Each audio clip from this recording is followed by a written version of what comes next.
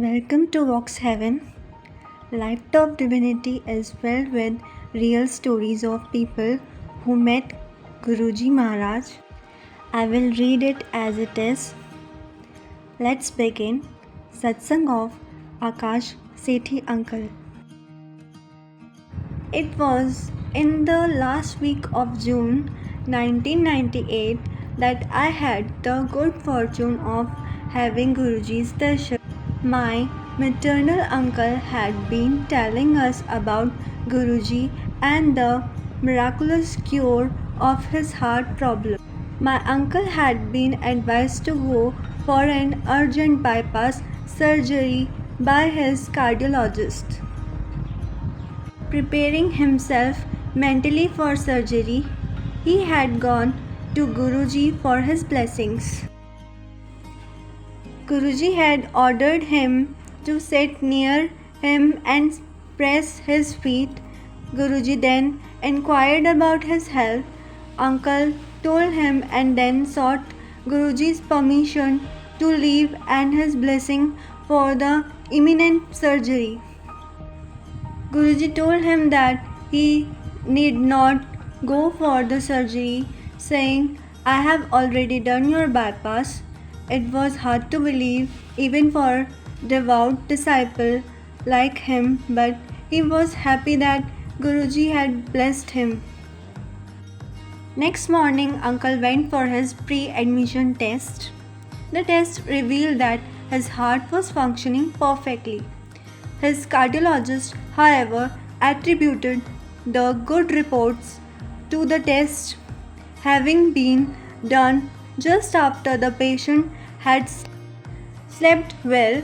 He directed Uncle to get the test redone at a different laboratory again. The results were the same.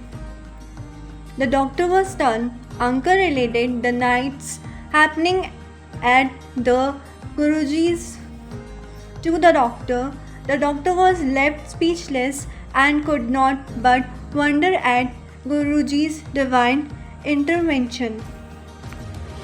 Even though I knew of Guruji's grace, I could not receive his darshan because I was posted at Srinagar and came to Delhi only on short visit for official work.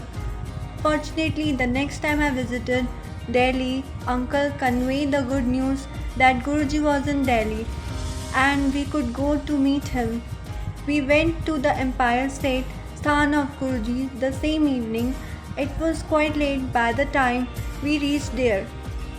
The last round of langar was on and Guruji had gone to his room for a while. We were asked to sit for the langar and were with the sangat when Guruji walked out of his room. The first darshan of Guruji walking gracefully, though unassumingly, into the hall, dressed in a black kurta, is still fresh in my mind. He recognized my uncle, observed us, and came to us. He asked Uncle to introduce us and then give us leave after telling us to come to the ranch for his birthday.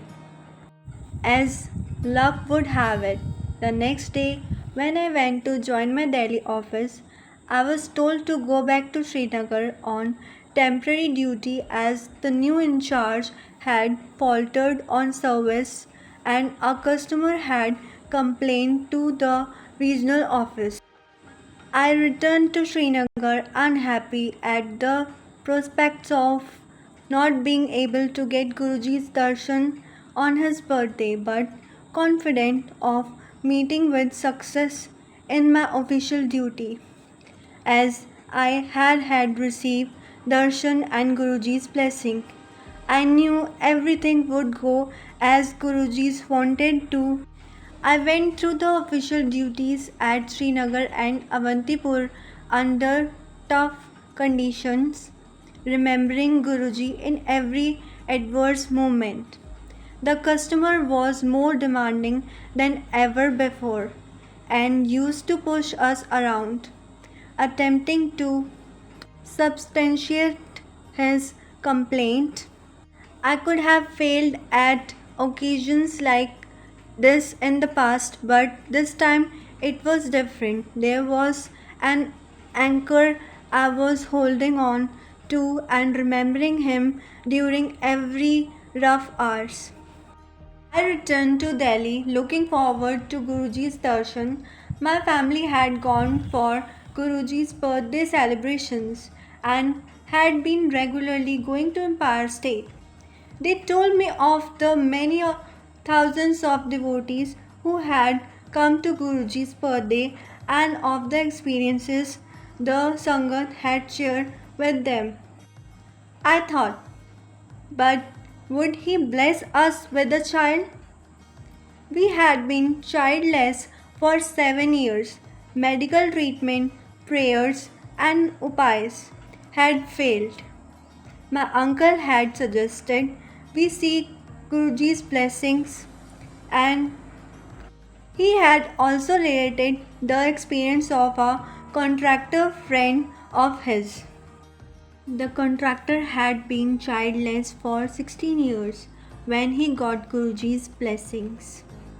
Guruji had told him पुत्र विदिते ती विदिति और इसी साल. This was unbelievable but true to Guruji's word.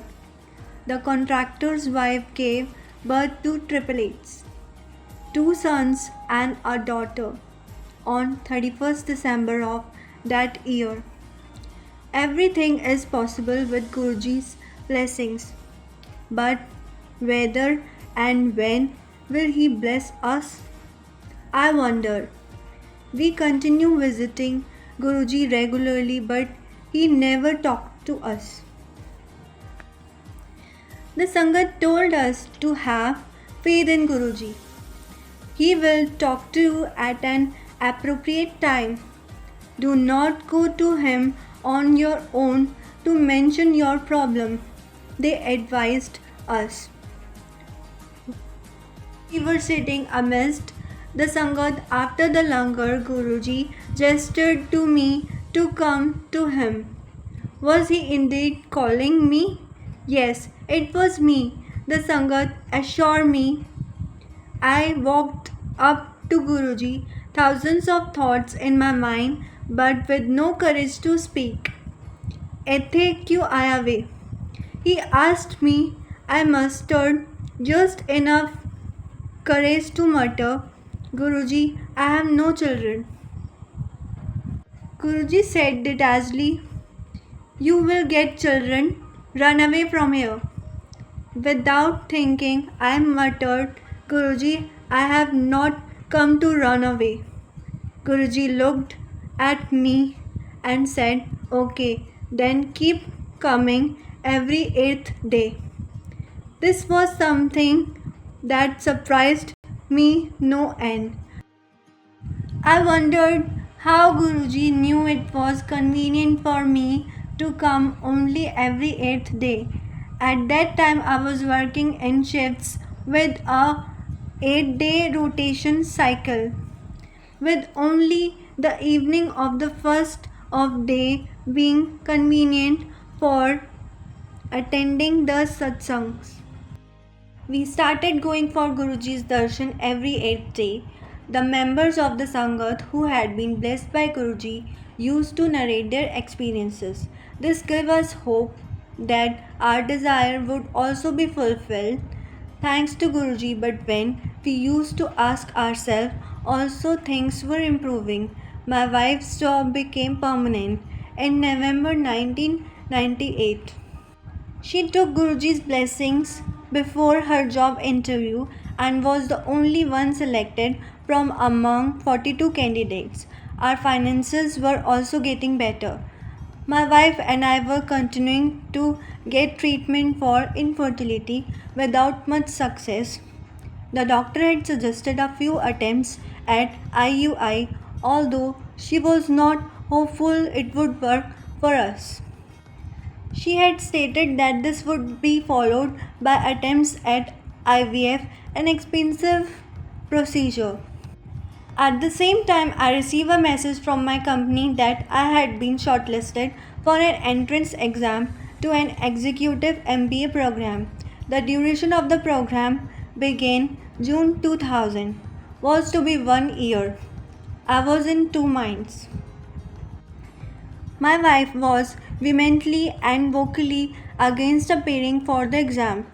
I asked her to leave the decision to Guruji. She stated, "What if he says yes? The treatment will stop for 1 year." Still, on our next visit, I gathered courage to go up to Guruji and ask him whether I should go for the exam. Guruji responded saying, "Such chance come only once in a lifetime. You should go for it." I told my wife of Guruji's decision. She was unhappy. I appeared for the examination before the list of selected candidates was circulated. Several rumor lists were doing the rounds. My name was not there in any of the rumor list. I told my wife about it. She was relieved. Meanwhile, the doctor decided to make a last IUI attempt on 2 June 2000. She stated that she was not hopeful and would want us to go for IVF after this attempt. I informed my office that I would be coming late on that day. After the sample collection and initial checkup, I had to give a repeat sample. I called up my office and conveyed that I would get late further and may not come in at all. I was instructed to make it to the office howsoever late I may get. I gave a repeat sample, and after arranging for my wife's return home, left for my office. There, I was told of my selection for the executive MBA program. Acceptance for joining the course was to be given within 3 days. The next day, we went for Guruji's darshan. I broke the news of my selection to the MBA program to Guruji. Guruji smiled and said, "फिर ते कल्याण हो गया." I thought I have told Guruji about my selection and he is saying I have been blessed with happiness. This is but obvious. What Guruji meant was not apparent to us. We were to discover that in a few days.